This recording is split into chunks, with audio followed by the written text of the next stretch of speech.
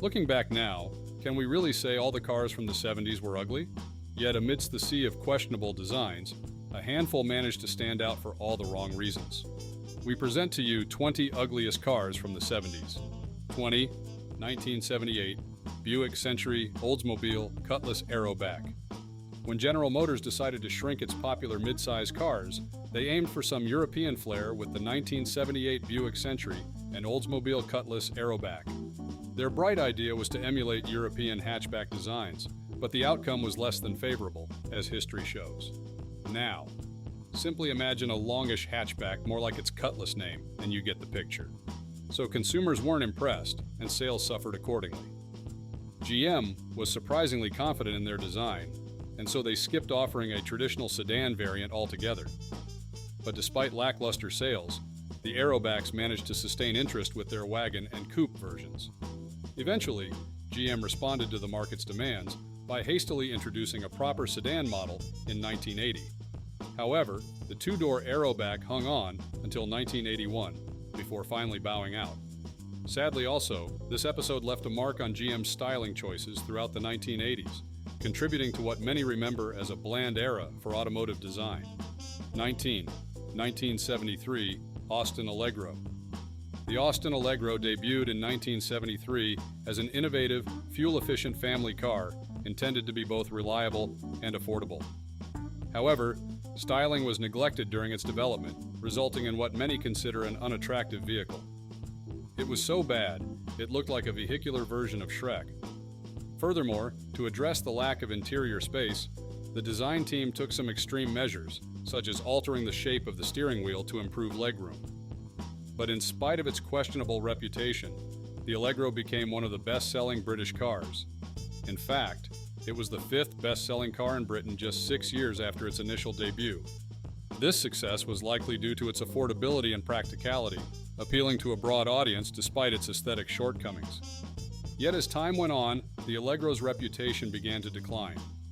Although it had been initially praised for its innovative approach and efficiency, it eventually became the subject of criticism and mockery. This decline also highlighted the car's various flaws and the challenges faced by British automotive design during that period. 18. Oldsmobile Omega. The Oldsmobile Omega was never considered the most attractive vehicle in GM's lineup, but the second generation, produced between 1975 and 1979, stands out as particularly unappealing, and it came down to the ugly grille. Perhaps it's understandable that GM didn't allocate significant resources to its design. However, a more sophisticated look certainly wouldn't have hurt its appeal. And in their attempt to boost sales, GM equipped the second-generation Omega with features that were not available on its Chevrolet counterpart, the Nova. But despite these efforts, the strategy clearly fell short. The Omega struggled to capture consumer interest and faced declining sales. Eventually, the Omega was discontinued in 1984, following yet another unsuccessful stylistic update 4 years earlier. And this series of design missteps ultimately led to the Omega's demise, closing the chapter on a vehicle that failed to make a lasting impression. 17. 1977 Chrysler Lebaron. Most petrolheads can agree that the Chrysler Lebaron wasn't worthy of its iconic name. This is because the history of the Lebaron nameplate can be traced back to a gorgeous luxury vehicle from the 1930s. It was also used on an equally astonishing full-size Imperial Lebaron from the mid-1950s. Then came the 1977 Chrysler Lebaron, which quickly ruined the legacy of the nameplate. And here's how. The entire body looks out of proportion, and the rear end appears to be chopped out of a block. However, the only intriguing feature was the monumental front fascia. And while this feature attempted to uphold the grandeur associated with the Lebaron name, it fell short in many other aspects, making it a disappointing iteration for the brand. 16. 1977 Datsun 200SX. By the late 1970s, Datsun, which morphed into Nissan, had become popular in the United States thanks to economy cars like the B210 and 510, and sportsters like the 240Z. Then came the 1977 Datsun 200SX, a rear-drive sports coupe with a 2-liter engine and an electric shaver-looking grille. It also had the ugliest rear side plate of any coupe. Nonetheless, The 200SX was too slow to be sporty and too thirsty to be thrifty. So ultimately, it was only good at rusting, something it did with admirable rapidity and enthusiasm. And the result was that few are left to assault our eyes today. 15. 1977 Leata Caballero. The Chevrolet Chevette was known for being a slow, noisy, and thoroughly miserable car, though not tragically unattractive, and it looked like a Stone Age version of a Bentley or a Rolls-Royce, but worse. Mr. Donald E. Steinbosch, from little-known Port Falls, Idaho, attempted a facelift by adding 350 pounds of Bondo and fiberglass, and then he resold these modified Chevettes for nearly double the original price. It turned out, Steinbosch managed to produce nearly 100 of these cars, including some El Camino-inspired pickup trucks that looked even more ridiculous. He had named the car after his wife, combining it with a misspelling of the Spanish word for gentleman. But ultimately, Steinbosch lost a lot of money on this venture, providing some sense of justice in the universe. 14. 1977 Volvo 262C. When Henry Ford II visited Volvo's cutting-edge Kalmar plant in Sweden, his team brought along a fleet of Lincoln Continental Mark IVs to show off. The Swedes were so impressed that they decided to create their version. It turned out to be a bad idea that resulted in an equally lousy car, which came off the production lines as boxy. Volvo reportedly skipped the clay model phase, which might have prevented this disaster. And instead, they sent perfect 262 GL coupes to Bertone in Italy.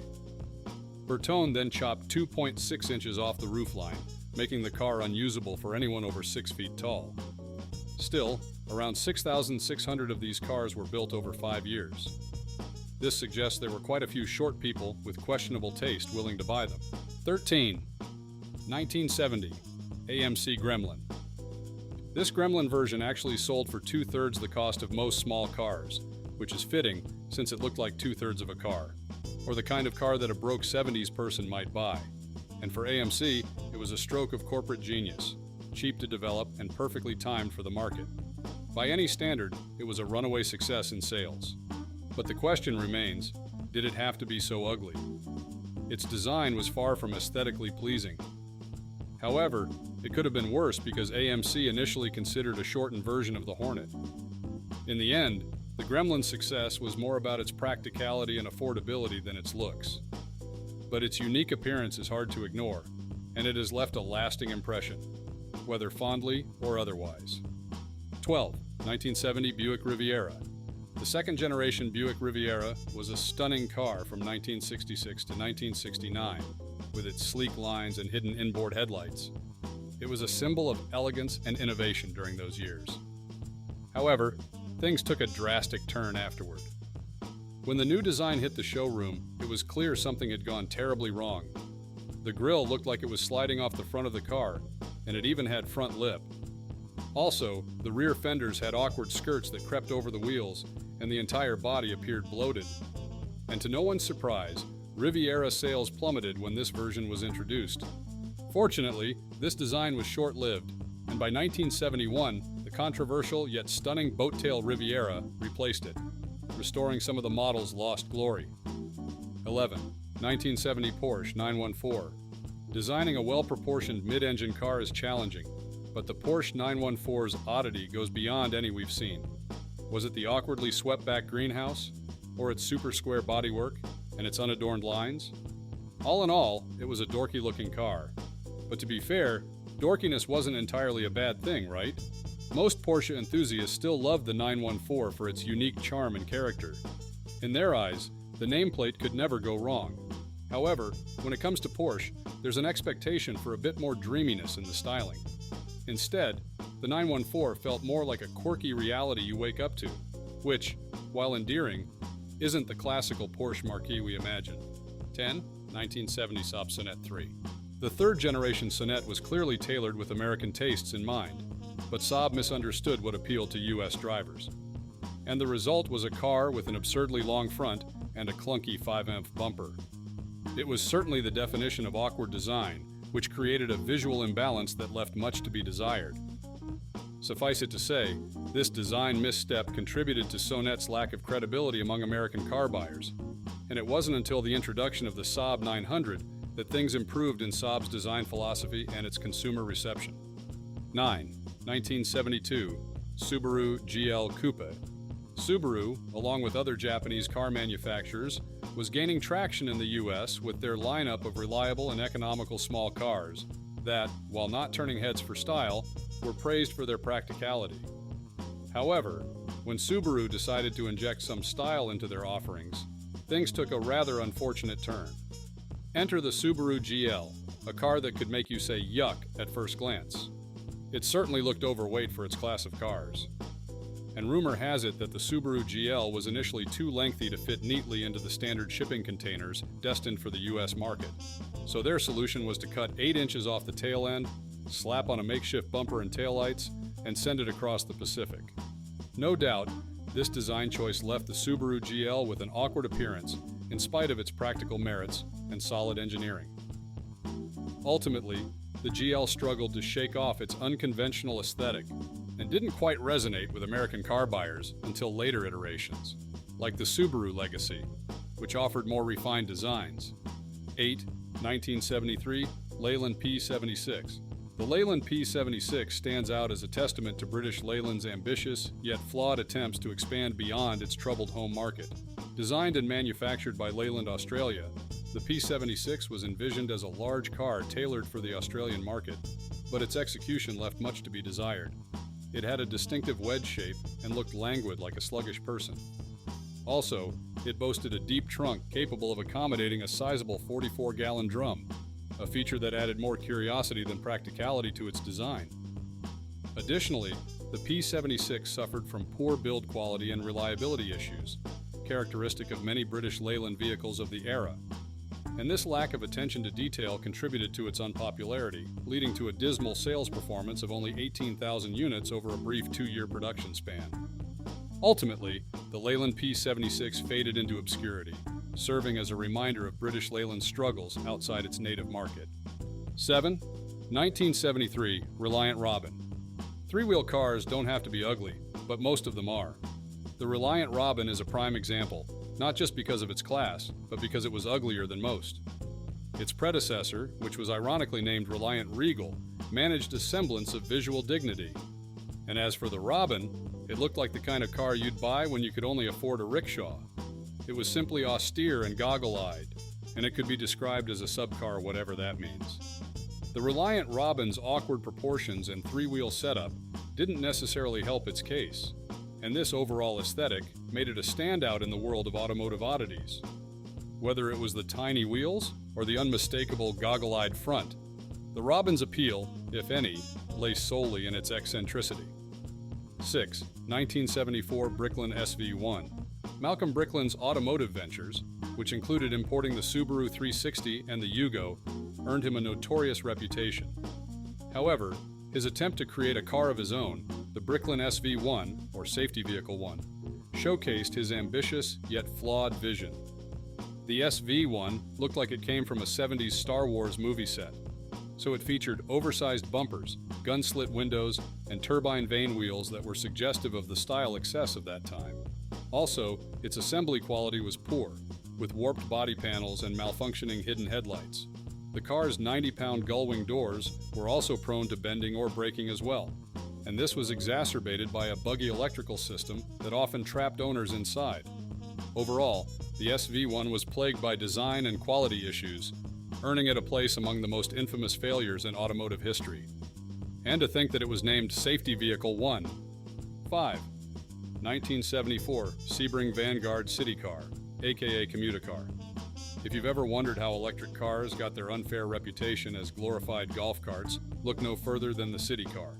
Created by Sebring Vanguard, this little vehicle was indeed reminiscent of a golf cart, with a meager 2.5 horsepower motor and a design that seemed like it was crafted in someone's garage. Its body resembled a wheel chock more than a car.